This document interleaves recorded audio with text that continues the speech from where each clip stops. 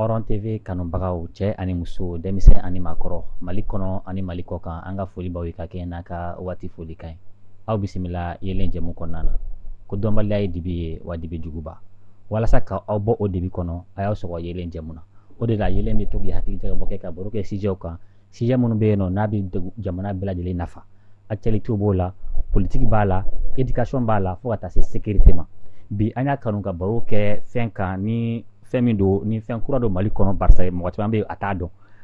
Ko dɔnbaliya ye dibi an y'a fɔ cogo min na. Ni a dɔnbagaw yɛrɛ nana ka se ka ɲɛfɔli k'aw ye a bɛ se ka kɛ a bɛ faamuya sɔrɔ. Dɔgɔkun tɛmɛnen an y'a ye ko journée mondiale kɛra journée internationale de blogging. Donc blogueurs farala ɲɔgɔn kan ka se ka conférence de presse dɔ kɛ tila ka laban ni dolanci ye. O hukumu kɔnɔna na an y'a kanu ka se ka baro yɛrɛ kɛ blogging yɛrɛ ye fɛn jumɛn ye. Ko mɛn dan ye mɛn tigila ye walasa ka se ka ɲɛfɔli k'an ye an ka ci sera Abdoulaye Gindo ma dɔw b'a fɔ ko Amadou Mo n'ale ye président de l'association des blogueurs Doni Blog. Monsieur Gindo i bisimila. I ci kunta mi Hɔrɔn TV lajɛlibagaw bɛɛ lajɛlen fo m'aw yɛrɛ fo a ka weleli la ani a ka ŋaniya ɲuman ka taga sɛgɛrɛ blogueurs ma. D'accord. Ayiwa a bɛ blogu kɛ c'est vrai mais an y'a ye a ka journée in na ko a ye balontan fɛnɛ kɛ. Ayiwa paraît-il que ko a ye maraboutage kɛ dɛ ABM mɔgɔw la dɛ o kuma a b'o fɛnɛ kɛ wa? ABM mɔgɔ ninnu ye faux perdants de ye sa. A ye balontan labɛn. Anw nana n'an ka équipe ye u nana n'u ka joueurs ye an y'u ci 2-0. U nana u taara ja dɔ dilan yɔrɔ dɔ la ka bɔ ka na yɔrɔ bɛɛ kɛ mankan ye ko karamɔgɔ tun b'an bolo k'u ye fura dɔ funfun terrain kɔfɛ. Ninnu ye mauvais perdants de ye.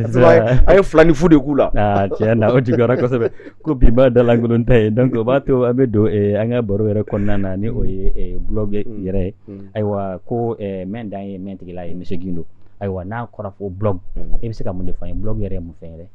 N'i y'a jateminɛ yanni n ka blog f'i ɲɛna n bɛna a nacogo f'i ɲɛna. I y'a ye fɔlɔ-fɔlɔ yanni dɔnniya ka wara ten yanni bɔlɔlɔ ka na adamaden tun bɛ yen i b'a fɔ ko carnet tun b'u bolo n'u voyage tɔ u mana fɛn o fɛn voyage sira kan u b'a sɛbɛn u haminako ye fɛn min ye u b'a sɛbɛn u hakilina ye fɛn min ye fɛn min kɛ u b'a sɛbɛn a tun bɛ wele ko carnet de bord. Donc comme sisan dɔnni nana wara bɔlɔlɔ bɛ yen donc mɔgɔ si tɛ ka baara kɛ ni carnet ni bic ye donc a ɲɔgɔnna de dilanna bɔlɔlɔ sanfɛ sisan pour que mɔgɔw ka se ka taa u ka hakilinaw sɛbɛn a kan u ka miirinankow sɛbɛn a kan ani ka partager n'u teriw ye donc o de ye digital lama welela ko blog. Donc blog ye fɛn ye mɔgɔ bɛ hakilina di fɛn min kan mɔgɔ b'i ka miirinanko sɛbɛn fɛn min kan min bɛ bɔlɔlɔ sanfɛ. Donc n'i bɛ fɛ ka blog créer i bɛ taa bɔlɔlɔ sanfɛ ka créer i b'i tɔgɔ min kana de i b'a k'a la donc i hakilina ye min ye i ka miirinanko ye min ye i ka jamana kan i yɛrɛ ka miirinanko ye i b'o sɛbɛn. Maintenant a ko développer la bi o kɔfɛ dɔw y'a kɛ kunnafoni di fɛn ye parce que dɔw ka blog u bɛ kunnafoni di u bɛ information de di a kan dɔw ka information u b'a di politique kan dɔw ka information u b'a di an ka laada n'an ka kokɔrɔw kan culture dɔw b'a di balontan dɔrɔn de kan dɔw b'a di jabo film dɔrɔn de kan donc n'i ka blog créer i bɛ fɛ ka kuma min fɔ a kan i b'o dɔrɔn fɔ a kan mais dɔw bɛ u b'a bɛɛ de fɔ a kan dɔw bɛ politique kuma fɔ a kan u bɛ dolanci fɔ a kan donc mɔgɔ min bɛ baara kɛ blog kan o de bɛ wele ko blogueur.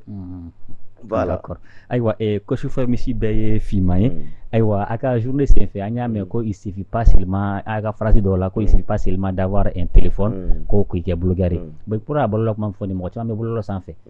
ale ni compte bɛ mɔgɔw bolo page bɛ yen chaîne fɛnɛ bɛ yen bon an minnu tɛ a dɔn an bɛ se ka dɔn danfara ye jumɛn ye sa nin ye blog ye ani ye nin tɛ ka compte simple ye. Voilà pour que mɔgɔw k'a faamu. Effectivement Malik de y'a fɔ wa kuma ni wulibali de ye parce que téléphone Android bɛ mɔgɔ dɔw bolo bi u k'u yɛrɛ kɛ blogueur ye et il ne suffit pas ka page Facebook créer ani ka compte Twitter créer ka kɛ blogueur ye il suffit pas ka chaîne YouTube créer ka kɛ blogueur ye blogueur ye mɔgɔ ye blog bɛ mɔgɔ min bolo blog masurunyana pour que mɔgɔ ka faamu a bɛ comme site internet i n'a fɔ Malijɛ tɛ site ya Maliweb tɛ site i n'a fɔ Hɔrɔn TV site t'aw bolo wa mais o ye a société lama de i b'a sɔrɔ directeur bɛ yen rédacteur en chef bɛ yen journaliste bɛ yen maintenant blog ye site internet min ye adamaden kelen ta ye i kelen b'i ka blog créer e de y'i ka directeur ye e de y'i ka rédacteur en chef ye donc mɔgɔ mɔgɔ bɛ internet sanfɛ i bɛ vidéo kɛ Facebook i b'a kɛ Twitter i b'a kɛ YouTube kan tant que blog t'i bolo i tɛ blogueur ye parce que mɔgɔ bɛ ɲinɛ min kɔ blog kan vidéo bɛ se ka publier blog kan photo bɛ se ka publier texte bɛ se ka sɛbɛn donc un blogueur i bɛ se k'i ka hakilina di i bɛ se k'i ka aminako di ni vidéo ye mais i b'a publier ka blog de kan i bɛ se k'i ka hakilina di ni ja ye il va publier blog de sanfɛ, il bɛ se k'i ka client ni texte ye, il va sɛbɛn blog de sanfɛ. Maintenant i ka blog kɔfɛ n'i ye fɛn sɛbɛn i ka blog kan pour que jama k'a ye, i bɛ se ka taa partager Facebook ninnu ni YouTube ninnu fɛnw kan. Donc en résumé, page Facebook dɔrɔn mana k'i bolo, compte Twitter dɔrɔn mana k'i bolo, YouTube dɔrɔn mana k'i bolo, i tɛ blogueur ye. Blogueur ye mɔgɔ ye min bɛ baara kɛ blog kan. C'est comme journaliste Mali charia la. Journaliste ye mɔgɔ min a défini na charia fɛ. Donc tant qu'il tɛ o minɛn kɔnɔ, ni k'i ye journaliste bɛ ka fu de fɔ, effectivement mɔgɔ caman b'u yɛrɛ kɛ journaliste ye Mali la, mais n'i ye charia ta, u tɛ a minɛn kɔnɔ. Donc blog ye mɔgɔ ye, c'est comme mécanicien ye mɔgɔ min bɛ mobili dilan o. Blogueur ye mɔgɔ min bɛ baara kɛ blog sanfɛ. Voilà. Ayiwa, o b'a to an bɛ ɲininkali wɛrɛ tugu o la, i bɔra k'a fɔ sisan nɔ, donc u bɛ to ka publication de kɛ, hakilinaw di blog sanfɛ, mais an bɛ se k'a dɔn hakilina di kan ka kɛ cogo jumɛn, i n'a fɔ don o don i b'a di wa ou bien dɔgɔkun kɔnɔ siɲɛ kelen ou bien kalo kɔnɔ a b'a kɛ cogo jumɛn? Sisan n'i ye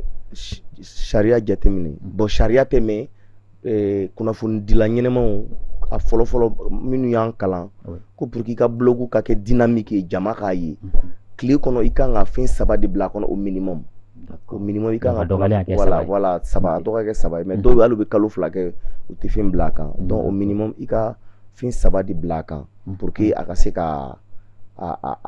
ka ye mɔgɔw fɛ, parce que hali i b'a sɛbɛn bɔlɔlɔ min sanfɛ pour que bɔlɔlɔ ka to k'i ka fɛnw yira mɔgɔw la, fo sɛbɛnli ka caya a kan. Maintenant fɔla sɛbɛnli caya, m'a fɔ i ka charger, mais au minimum i ka se ka fɛn 3 sɛbɛn a kan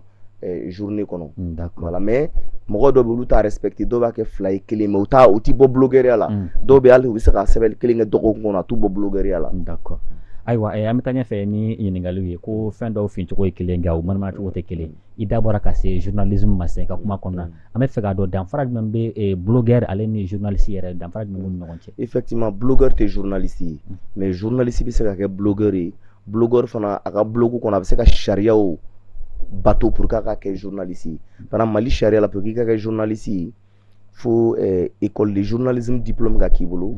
walima bac+4 ka k'i bolo filière fɛn o fɛn na, i ka 3 ans kɛ organe de presse dɔ la, o organe de presse directeur k'i reconnu comme a ka mɔgɔ. Maintenant i ye jeune ye, i ye blog créer, i y'a dɔn i tɛ journaliste ye, donc kalo 1 kalo 2 journaliste diyara i ye, i taara kalan kɛ, i tilala ka charia bato ka taa organe dɔ la ka san 3 kɛ, a directeur y'a reconnu k'i b'a fɛ nin y'a san 3 ye, donc o y'o donlen journaliste ya minɛn kɔnɔ, donc i bɛ se k'i wele blogueur journaliste. Maintenant danfara bɛ min ni journaliste ye mɔgɔ ye min ka baara ye kunnafoni ɲini ka tila k'a tɛntɛn k'a sɛgɛsɛgɛ ka sɔrɔ k'a di mɔgɔw ma, et puis journaliste ye objectivité de, i n'a fɔ a tɛ fankelen ta, a bɛ fɛnw de jateminɛ, kɛwalew jateminɛ, kow jateminɛ ka kunnafoni di i n'a fɔ cogo min na a di la. Maintenant journaliste ya kɔnɔ genre dɔ bɛ ko édito, o yɔrɔ de la journaliste bɛ se k'a yɛrɛ ka hakilina di, mais hakilina nin fana encadrelen don. Mais blogueur ye mɔgɔ ye min t'o minɛn kɔnɔ, ale b'a ka hakilina dɔrɔn di à tout moment, n'a bɛ sɛbɛnni kɛ a b'a fɔ je ne hakilila nin kan ka kɛ, ne hakilila a kun kan ka kɛ tan, ne hakilila a kun kan ka kɛ tan, ne fɛ karisa jo t'a la parce que a kun kan ka kɛ tan, subjectivité. Mais journaliste ye objectif de ye, ni fɛn de kɛla karisa ye nin fɔ, karisa ye nin fɔ, a bɛ limité ma. Et puis différence min fana bɛ yen, n kun y'a fɔ kuma daminɛ kɔnɔ, n'i y'a sɛgɛsɛgɛ journaliste ye comme entreprise, i b'a sɔrɔ directeur de publication bɛ yen, rédacteur en chef bɛ yen, journaliste bɛ yen, u bɛ comité de rédaction kɛ, u bɛ thème tila journaliste ni ɲɔgɔn cɛ, n'u y'a sɛbɛn ka na, rédacteur en chef b'a lajɛ fɔlɔ, est-ce que kunnafoni bɛɛ bɛ nin kɔnɔ, est-ce que fɛn bɛ nin kɔnɔ min bɛ bɛn ni journaliste ka u ka journal ka ligne éditoriale ma, a bɛ sɔrɔ k'a valider, a bɛ publier. Or blogueur i kelen de y'i ka directeur ye, i kelen de y'i ka rédacteur en chef, i kelen de wuli sɔgɔma a bɛ fɛ ka sɛbɛnni kɛ nin fɛn kan, i bɛ sɛbɛnni k'a kan, donc o y'a différence. Et puis blogueur fana jamana bɛɛ la pour que i ka kɛ journaliste ye, charia dɔ de bɛ fo niveau dɔ ka k'i la kalan na, mais Mali la fana c'est la même chose. Mais blogueur a ma se ka au niveau sɔrɔ, tant k'i bɛ se ka i yɛrɛ exprimer tubabukan na, i bɛ se ka hali dɔw ka blog u b'a sɛbɛn u ka kan de la, bamanankan ni fɛnw na, voilà. Donc tant k'i bɛ se ka sɛbɛnni kɛ i ka kan na ou bien kan wɛrɛ la, i bɛ se k'i ka blog créer, mais i kan ka min kɛ, n'i donna kunnafoni di kɔnɔ, kunnafoni di charia de b'a la, hali ni tɛ journaliste ye i kan ka ɲini ka charia dɔn walasa i kana taa fili, parce que bi i m'a ye Mali la san loi dɔ bɛ cybercriminalité kan, donc i tɛ journaliste ye i bɛ se ka sɛbɛnni kɛ bɔlɔlɔ sanfɛ, mais n'i ye nkalon tigɛ ka da mɔgɔ la ou bien n'i ye kunnafoni di mɔgɔ kan min tɛ tiɲɛ, n'a tigi ye plainte dɔ i bɛ taa kaso la. Donc hali n'i tɛ journaliste ye i kan ka kunnafoni di sariya ɲini ka dɔn pour que i ka blogueria k'o minɛnw kɛ ne kana b'o kɔnɔ. D'accord. Ayiwa ko mɔgɔ tɛ bɔ dunun kɔrɔ ka taa i kɔnɔbara Congo n'a ma ɲɛ b'an bolo kɔrɔ yan n'Ala sɔnna ma an bɛ ɲininkaliw bɛɛ tɛmɛ i la. Ayiwa ko tigɛ gansan ayiwa fɛn fɛn bɛ kɛ kun dɔ de bɛ a la. Ayiwa aw yɛrɛ ka blogueria n'a laɲiniw ye jumɛn ye a kɔnɔna na n'an bɛ nansara b'a fɔ ko a ka objectif donc aw bɛ jumɛn laɲini kɛ a kɔnɔna na. Bon n'i y'a jateminɛ comme n y'a fɔ cogo min na blog historiquement a créé wagati bɛɛ de b'i ka blog créé i b'a créé ni hakilina dɔ de ye wa i t'a créé nafolo ɲini kama i bɛ sigida la i ɲɛ b'a la sigida taabolo tɛ ka diya i jamana taabolo tɛ ka diya i comme se t'i ye ka taa kuma télé ni journal fɔlɔ papier la donc i b'i ka blog créé i b'i ka combat kɛ pour que yɛlɛmali ka don i ka sigida la dɔw ta ye culture ko ye an ka fɔlɔ ko ladala ko donnen tɛ ba la n bɛ n ka blog créé walasa k'a don ba la dɔw ta ye an ka tobili musow tɛ se tobili la n bɛ n ka blog créé n bɛ to ka tobili kɛ kalan k'o kun dɔw tɛ se musɔrɔ siri cogo la n bɛ n ka blog créé n bɛ to ka vidéo kɛ vidéo fitinin ka yira musɔrɔ bɛ siri cogo min na donc hakilina a bɛ créé n'o de ye mais après a b'a ye k'a fɔ bɛɛ b'i ka kɛlɛ kɛ i fan mais a ka fara ɲɔgɔn kan parce que n'a farala ɲɔgɔn kan fanga bɛ k'aw la dɔw de nana n'an ka association création kun ye donc ni e ka blog bɛ kuma comment on appelle saniya kan donc ni e bɛ tɔn kɔnɔ sa mɔgɔ 50 bɛ tɔn kɔnɔ ni e y'i ka hakilina di saniya kan mais i ka mɔgɔ 40 kɔnɔntɔn tɔw mana a partager a cari donc a bɛ taa yɔrɔ caman donc n'a mana bolo ɲɔgɔn a bɛ fanga sɔrɔ donc tɔn ninnu hakilina nana o de kama ani ka tila ka projet sɛbɛn k'a di Mali dɛmɛbagaw ma k'a di Mali gouvernement bon an ka hakilina ye n'a ye nin baara kɛ bɔlɔlɔ sanfɛ a bɛ nin problème régler bailleurs a ka kɛlɛ ye nin ye Mali kɔnɔ a bɛ fɛ ka na ni yɛlɛma ye Mali kɔnɔ n'a tila ko n'a taara n'a ye bɔlɔlɔ fana sanfɛ a bɛ na ni yɛlɛma ye donc comme ça an bɛ baara kɛ ɲɔgɔn fɛ an bɛ dɛmɛw ɲini bailleurs fɛ ani Mali t'a fɛ ka to ka projet exécuter. D'accord. Ayiwa o b'a to an bɛna misaliya ta an yɛrɛ ka jamana kɔnɔna yan nɔ sisan parce que a ka baara caman bɛ yen a b'a fɔ a bɛ kɛ bɔlɔlɔ de sanfɛ bon Mali yɛrɛ dun ye jamana ye i b'a sɔrɔ internet fanga ma bon kosɛbɛ a ma se togodaw caman na bon olu n'a ɲɔgɔnnaw a bɛ fɛɛrɛ jumɛn kɛ pour que se ka olu lasɔrɔ k'a ka kunnafoniya se olu ma. Fɛɛrɛ damadamani b'an bolo parce que i y'a fɔ cogo min na hali n'an taara Mali dɛmɛbagaw fɛ hali n'an taara Mali gouvernement fɛ ka taa dɛmɛ ɲini k'a fɔ n bɛ fɛ ka nin hakilina kɛ u b'o ɲininkali de poser u b'a fɔ Mali ye maa 20,000,000 ye i b'a sɔrɔ bɔlɔlɔ Facebook sanfɛ mɔgɔ 2,000,000 de bɛ yen a bɛ mɔgɔ 1,000,000 tɔw sɔrɔ cogo di donc an ka fɛɛrɛ ye min ye an bɛ kuma fɛn o fɛn fɛ bɔlɔlɔ sanfɛ an bɛ na n'a ye arajosow la an bɛ na n'a ye journal papier kɔnɔ an b'a di téléso dɔw fana ma o de kama an ka projet nin kɔnɔ an bɛ bɛnkan kɛ ni arajosow ye donc u b'an ka fɛnw yɛlɛma bamanankan i n'a fɔ n'an y'a sɛbɛn bɔlɔlɔ sanfɛ sisan k'a fɔ ko nin ko nin problème bɛ dilan nin cogo la donc accord b'a ni arajoso min cɛ région kɔnɔ ni Sikaso olu b'a ta u b'a yɛlɛma Senufokan ni bamanankan na ni Tɔnbukutu Gao olu b'a yɛlɛma kɔrɔbɔrɔkan na ni Mopti Bayaŋara u b'a yɛlɛma Fulakan ni dɔgɔnɔkan na donc an b'o de kɛ pour que an ka se ka se ani fɛɛrɛ filanan ye WhatsApp de ye i b'a sɔrɔ mɔgɔ caman bɛ yen internet t'u ka dugu la i b'a sɔrɔ mɔgɔ kelen bɛ ale bɛ se ka internet sɔrɔ u bɛ groupe WhatsApp kɔnɔ donc n'an ye kunnafoniw bila olu fana b'a yɛlɛma u ka kan na ka cari donc an b'o fɛɛrɛ fila de kɛ pour que an ka se ka maliyɛn mɔgɔ caman touché voilà.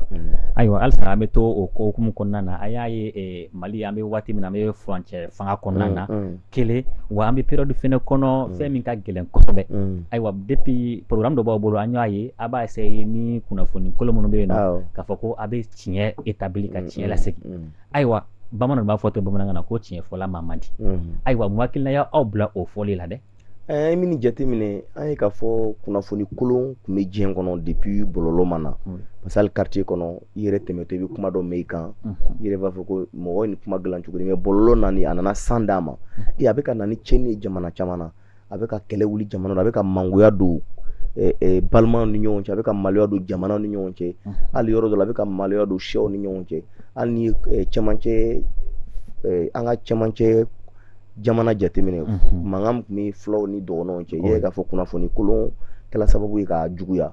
hali bi Mali n'a teriw kɔrɔw cɛ kunnafoni kolon bɛ k'a juguya jamana wɛrɛw la mɔgɔ yɛrɛ fagala kunnafoni kolon kama bon an ko an minnu bɛ baara kɛ bɔlɔlɔ sanfɛ an ka jamana tɔw ladege an ka kunnafoni fɛnw sigi bɛɛ k'i ka yɔrɔ la i n'a fɔ Dɔnni blog ABM fana b'a kɛ i b'a sɔrɔ média dɔ bɛ ko Jalon donc ne ye kunnafoni kolon ye an b'a sɛgɛsɛgɛ k'a tiɲɛ fɔ mɔgɔw ɲɛna k'a fɔ a y'a kɔlɔsi ni kunnafoni kolon bɛ ni jaan bɔla minɛn kɔnɔ walima ni vidéo bɔla minɛn kɔnɔ a dabɔ kun de ka mɔgɔ bila fili la ka mɔgɔ futinɛ ɲɔgɔn kɔrɔ donc an bɛ k'o baara kɛ i y'a fɔ cogo min a bɛ na ni mangoya ye parce que i b'a dɔn kunnafoni kolon dɔ b'o de ka di dɔw ye i n'a fɔ sisan i b'a sɔrɔ gɛlɛya bɛ Mali ni a teri kɔrɔw cɛ i n'a fɔ Faransi donc i b'a sɔrɔ kunnafoni kolon dɔw bɛ yen olu bɛ bɔ Faransi kan o de ka di mɔgɔ caman ye mais anw minnu bɛ na ni a sɛgɛsɛgɛli k'a tiɲɛ k'a bila minɛn kɔnɔ jagoya an bɛ kogoya u ye donc dɔw b'an wele k'an nɛni dɔw yɛrɛ bɛ taa an ka page kan k'an menacer mais o ye mɔgɔ min ye an b'a dɔw dɔn an t'a dɔw dɔn mais o min ye gouvernement yɛrɛ ye problème t'an ni gouvernement cɛ parce que u b'a dɔn k'a fɔ an bɛ ka baara min kɛ a ka ɲi parce que don dɔ la u b'a dɔn k'a fɔ kunnafoni kolon bɛna ɲɛsin olu yɛrɛ ma effectivement kunnafoni caman ɲɛsinna hali gouvernement yɛrɛ ma an y'o baara kɛ voilà donc gɛlɛya b'a la parce que mɔgɔ bɛna an nɛni u bɛna an menacer k'a fɔ ko non ko an ye Faransi ka mɔgɔ sannen an ko non an tɛ maa si ka mɔgɔ sannen hali karamɔgɔba dɔ bɛ Ayidara ninnu kunnafoni kolon tigɛla ka da o kan an y'a démenti hali i kun ta ni kunnafoni kolon tigɛla ka da i kan ni an ye k'a fɔ nafa b'a a sɛgɛsɛgɛ la pour que mɔgɔ wɛrɛ kana kɛ a bɛn a minɛn kɔnɔ an b'a kɛ donc an tɛ mɔgɔ ka bila an bɛ bɛɛ de ka bila la i kɔfɛ caman tun b'an nɛni a daminɛ mais o y'a ye k'a fɔ an kɛlen ka sɛgɛsɛgɛli kɛ kunnafoni kolon dɔ kan min ɲɛsinna Mali transition ma Mali gouvernement kɔrɔ ma hali olu yɛrɛ somɔgɔ dɔw ma an y'olu sɛgɛsɛgɛ o y'a ye vraiment a ja an bɛ bɛɛ de kama d'accord hali Seydou Bilen kunnafoni kolon ɲɛsinna ma balontanna don est-ce que politique mɔgɔ don mais an y'a sɛgɛsɛgɛ k'a tiɲɛ bila a minɛn kɔnɔ d'accord mais n y'a fɔ cogo min na an bɛ contexte dɔ kɔnɔ bi na Mali kɔnɔ i n'a fɔ a kɛra n'i ye nkalon tigɛ ou bien i ye kunnafoni dɔ fɔ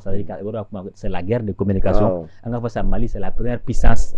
en Afrique de l'Ouest puissance économique ou bien puissance militaire o de fɔ ka di mɔgɔw kɔnɔ bon aw minnu bɛna n'a fɔ ko o tɛ tiɲɛ ye bon a bɛ kɛ sababu ye a bɛ se gɛlɛya ta a dun y'a fɔ a ka lase dɔ sɛbɛn ko un bon blogueur ko c'est celui qui est en vie et en liberté mais est-ce que a tɛ siran ka dankari ka na k'a ka adamadenya oui an bɛ siran dankari an tɛ siran kasolataga ɲɛ parce que autorités y'a dɔn k'a fɔ an bɛ ka baara min kɛ an bɛ k'a kɛ tiɲɛ kan et puis an bɛ kalan fana sariya Mali sariya donc an b'a kɛ de telle sorte an tɛ bɔ Mali sariya kɔnɔ donc i m'a depuis an ka tɔn fila bɛ Dɔnni Blog ABM an ka membre si ma deli ka problème sɔrɔ k'a fɔ autorités y'a minɛ parce que u bɛ baara kɛ sariya kɔnɔ donc yɔrɔ la an bɛ continuer ka baara kɛ sariya kɔnɔ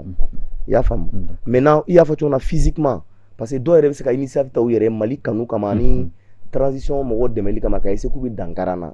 dɔw b'a essayer k'o kɛ o de kama fana an ka kalan kɔnɔ an bɛ protection physique fana kalan kɛ i mɛ ala an ka baarakɛɲɔgɔn dɔ Maliki Konate dɔw y'a essayer ka na a ka dankari farikolo y'a ka mobili ci parce que a bɛ ka baara min kɛ a man d'u ye k'a sɔrɔ a bɛ ka kɛ tiɲɛ de kan parce que n'a tun bɛ nkalon kan n'a tun ye sariya sɔrɔ san b'a sɔrɔ autorités y'a minɛ ka don kaso la mɔgɔ caman minɛna ka don kaso la mais a b'a ka baara kɛ a bɛ ka kɛ tiɲɛ kan mais a bɛ ka dɔw de tɔɔrɔ mais olu fana tun ye ka sira tɛ tiɲɛ na olu fɛ dɔrɔn kuma mana fɔ ka gouvernement sankɔrɔ ta bɛɛ ka tugu nɔfɛ or an ka kunnafoni di yɛrɛ b'o ye an bɛɛ ko an ye silamɛ an bɛɛ ko an ye diinɛ an bɛɛ ko an bɔra bɔkolo dɔ la an ka éducation fɛn fɛn Mali la a kɛra diinɛ o a kɛra an ka laada ye o nkalontigɛ interdit ani mɔgɔ ko goyalen kana nkalon tigɛ ka da la voilà d'accord mais an bɛ jamana min kɔnɔ toujours halisa an bɛ to o yɔrɔnin nɔfɛ parce que a ko cayalen don kosɛbɛ a bɛ k'a ɲini ka mɔgɔw kunnafoni ka u bɔ nkalon kɔnɔ mais a bɛ ka minnu kunnafoni a man d'olu ye ka bɔ nkalon yɛrɛ kɔnɔ est-ce que nafa bɛ a kɛli la bilen nafa b'a la parce que an bɛ ka caman bɔ nkalon kɔnɔ min mɔgɔ dama min bɛ to ka na an nɛni k'an menacer o kɔfɛ n'i y'an ka pages lajɛ mɔgɔ 100 i b'a sɔrɔ 60 bɛ na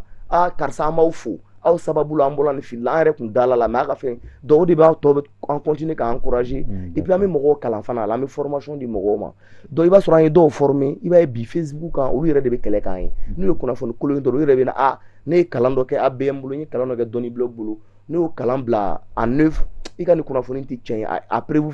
filɛ donc o de b'an to don o don an bɛ courage sɔrɔ ka avancer donc minnu bɛ k'an fɛ an tɛ décourager parce que diɲɛ baara bɛɛ la gɛlɛya b'a la n'i y'a bila gɛlɛya kama i b'a dɔn ni bɛɛ tun ye diɲɛ bila gɛlɛya hali autorité de transition o bɛ ka baara min kɛ gɛlɛya b'a kɔnɔ n'u tun y'a bila gɛlɛya kama est-ce que Mali tɛ taa dingɛ donc baara bɛɛ gɛlɛya b'a la mais i t'a bila gɛlɛya kama gɛlɛya yɛrɛ de b'a to i b'i kɔkɔ ka to ka avancer ka taa d'accord ayiwa o b'a to an bɛna ɲininkali wɛrɛ k'i la ka sɛbɛn o kan donc aw yɛrɛ ka satisfaction ye jumɛn ye nin ko in na ka se ka nin baara in kɛ aw qu'est-ce que vous gagnez en contrepartie ce qu'on gagne en contrepartie diɲɛ don o don denmisɛnninw la sinfilakaw bɛ dan na u bɛna fara an kan u bɛ kalan kɛ baara nin kalan kama dɔw yɛrɛ kɛmɛ ka u ka entreprise créer u yɛrɛ ye bi u bɛ dayirimɛ sɔrɔ c'est comme an bɛ k'u bɔ chômage la diɲɛ don o don que ce soit autorités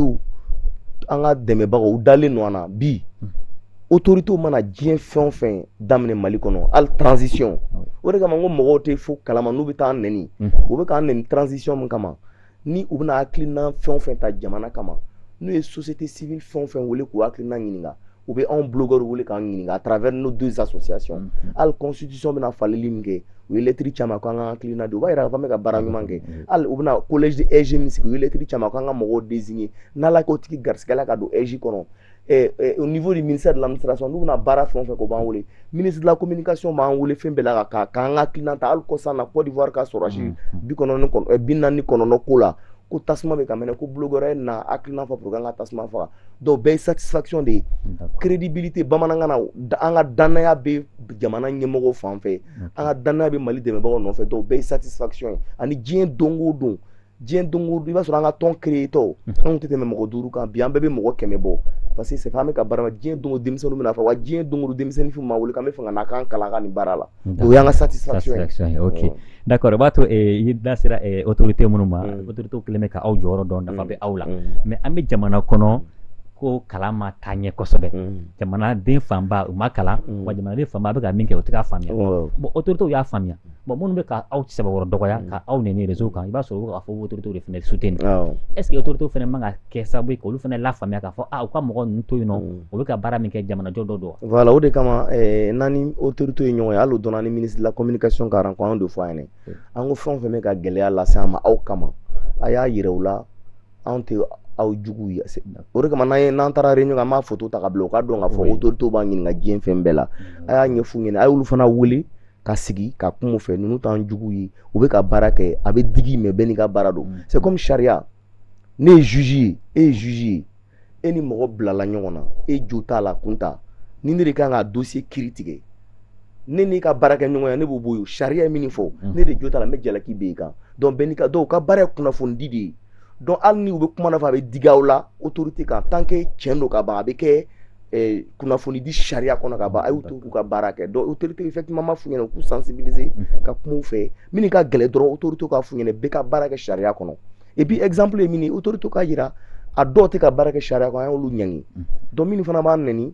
olu fana ka kuma ka k'u fɛ fɔlɔ n'u ma a dabila olu fana ka se ka ɲangi voilà. Ok donc ɲininkali laban na an bɛ transition kɔnɔna na an bɛ k'a ɲini parce que jamana kun bɛ dingɛ kɔnɔ donc an bɛ k'a ɲini ka bɔ dingɛ kɔnɔ ayiwa ko jamanaden bɛɛ chacun compte ayiwa aw minnu ye blogueur ye aw ka laɲini bɛ se ka kɛ jumɛn ye walasa an bɛ se ka bɔ dingɛ kɔnɔ ou bien a ka proposition bɛ se ka kɛ jumɛn ye Mali bɛ se k'a yɛrɛ sɔrɔ cogo jumɛn an ka se k'a fɔ ko alhamdulilayi. An ka proposition ye kabiri coup d'état kɛla an wulila ka se an ka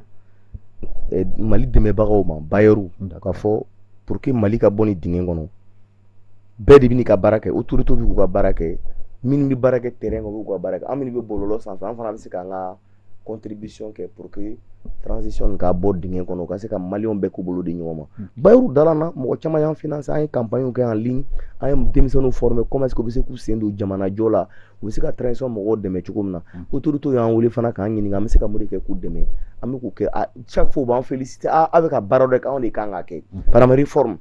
an ye baara caman kɛ réforme ka denmisɛnninw kalan yɛlɛmali min bɛna don Mali sariyaw la yɛlɛma min kan ka don et puis a bɛ fɛ yɛlɛmali ka don yɔrɔ min na u b'o fɔ débat la an ye u b'a fɔ en ligne an b'a fara an b'a di autorités ma donc an bɛ ka continuer ka autorités dɛmɛ pour que jamana ka se ka bɔ dingɛ kɔnɔ maintenant an b'a ɲini autorités fana fɛ baara caman bɛ yen an bɛ ka kɛ ni an ka kɛnɛma dɛmɛbagaw ka dɛmɛ de ye u fana k'a lajɛ u ka dɛmɛ dɔ kan ye dɛmɛ tɛ wari ko dɔrɔn ye o dɛmɛ u bɛ se ka matériel d'an ma ou bien u bɛ se k'a fɔ bon a ye na ni formation hakilina ye an tɛ wari d'a ma an bɛ salle d'a ma an bɛ experts d'a ma a bɛ jeunes former ou bien a ye mɔgɔ dɔ d'a ma an b'u bila ka taa ni kalan kɛ pour que u kana a ka baara tɔ sankɔrɔta donc ani ni programme dɔw b'u bolo minnu bɛ se ka denmisɛnninw lakalan u k'o programme bila an ka disposition an bɛ se k'o cari bɔlɔlɔ sanfɛ pour que an bɛɛ ka se ka jamana dɛmɛ parce que i y'a fɔ cogo min na n'i y'a mɛn a bɛ blogueur kɛ jamana kɔnɔ jamana de bɛ yen donc a bɛɛ ka intérêt ye jamana ka jɔ jamana ka kɛ jamana basigilen pour que a ka continuer k'a ka baara kɛ. D'accord. Ayiwa i da sera yɔrɔ dɔ ma sisan nɔ k'o ye fɛn min ye musakako ye ko l'argent c'est le nerf de la guerre i y'a mɛn ko i ɲɔgɔnna dɔnniba ta tɛ ɲuman de b'i la n'a bɛ fɛ ka nin baara min kɛ nin baara dɔ a tɛ taa musakaw kɔ hali formation a tɛ taa musakaw kɔ ayiwa a ka ko musakako ko bɛ cogo jumɛn na est ce que a bɛ ka musaka aw yɛrɛ de bɛ wari bɔ ka kɛ wa ou bien dɔw de bɛ aw dɛmɛ a ko la. A daminɛ an tun bɛ wari bɔ an yɛrɛ ye an ka membres ka cotisation ka formation kɛ mais après o formation diyala bailleurs caman ye dɔw sera an ma an yɛrɛ wulila ka se dɔw ma donc n'i y'a ye an bɛ formation caman kɛ a wari bɛ financer de a dɔw bɛ an b'a bɔ an yɛrɛ kun parce que le fait que an ye dɛmɛbaga caman sɔrɔ donc a y'an permettre an yɛrɛ sela ka wari dɔ bila kɛrɛfɛ association tɔgɔ la donc formation dɔ bɛ an yɛrɛ bɛ ta an ka kɛsi kɔnɔ ka mɔgɔ kuraw former mais a fanba caman bɛ bɔ dɛmɛbagaw fɛ autorités fana bi formation organiser an ye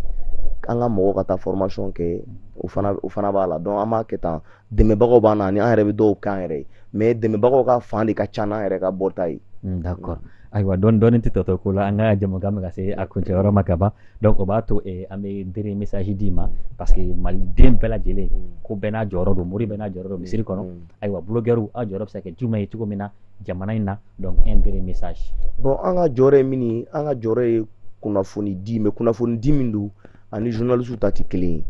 donc an bɛ kunnafoni di kɛ Mali sariya kɔnɔ donc mɔgɔw k'an faamu k'a fɔ an tɛ faso jugu ye an ye fasoden ɲumanw de ye an tɛ se ka faso kɛlɛ parce que faso ye fɛn bɛɛ k'an ye a y'an don école la k'an kalan ka tila ka dɔnniya d'a ma k'an protéger k'an furakɛ donc mɔgɔw k'a dɔn u bɛ ka kunnafoni fɛn o fɛn fɔ blogueurs kan nkalon don u k'a ɲini k'a dɔn n'u ye fɛn y'an kan u k'an ɲininka u ka taa sɛgɛsɛgɛ parce que u bɛ kuma caman fɔ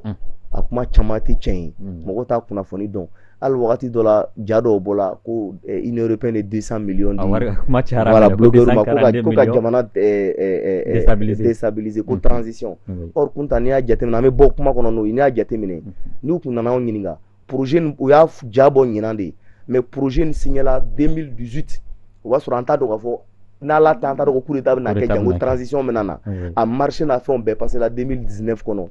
wa mɔgɔ tɛ min kalama projet min don Union européenne t'a di Mali ma ni gouvernement ma jɛnɛ ye à l'époque Mali gouvernement ye autorisation di et puis a ma di blogueurs dɔrɔn ma c'est plus de 100 organisations de la société civile de plus de 7 milliards pourquoi bɛ blogueurs ta de fɔ et puis au Congo pour déstabiliser la transition a contrat signé en 2018 par le gouvernement de IBK a marché passé en 2019 a wari bɛɛ dépensé la ka ban formation dɔrɔn de kɛla 2019 donc mɔgɔw k'u hakili sigi ni wari ditɔ blogueurs ma an t'a dɔn ko coup d'état bɛna kɛ ni Ala yɛrɛ tɛ ça c'est et puis a wari dɔrɔn ma don an bolo Union européenne de y'an wele a bɛ mun de fɛ pour que a ka baara kɛ an y'a fɔ dɔrɔn olu y'a marché passé comment on appelle entreprise ou postule la min ye marché sɔrɔ u taara machine téléphone san ka taa d'a ma an bɛɛ ka so an si ma ABM ma wari tɛmɛtɔ ye Dɔnni blog ma wari tɛmɛtɔ ye wa a kɛla depuis mɔgɔ caman b'a kɔnɔ fana olu tɛ blogueurs ye de deux mɔgɔ caman b'a kɔnɔ an tɛ se k'olu n'an y'olu si fɔ u bɛ maloya mɔgɔ caman ye matériel sɔrɔ ne b'a mɔgɔ 50 dɔn u bɛ ka matériel utiliser au contraire ka Union européenne yɛrɛ nɛni mais Union européenne tɛ ka kuma o fɛ parce que Union européenne k'u y'a san fɛn o fɛn ka da an ka kɛ an tɛ kuma olu tɔgɔ la donc mɔgɔ yanni k'u fili kuma kɔnɔ u k'a ɲɛɲini voilà merci o de ka ca Mali la kosɛbɛ bɛɛ b'a to foli ka laban m'o d'i ma voilà bon n bɛ foli lase Oron TV lamɛnbagaw n'a lajɛbagaw ye n b'aw yɛrɛ fo parce que nin kɛla occasion ye an ka kuma blogu kan an yɛrɛ de fɔ an ko mɔgɔ bɛ nkalon tigɛ ka da an kan an tɛna wuli k'u jaabi on n'est pas dans la réaction on sera dans l'action donc an bɛ profiter a ka plateau ninnu na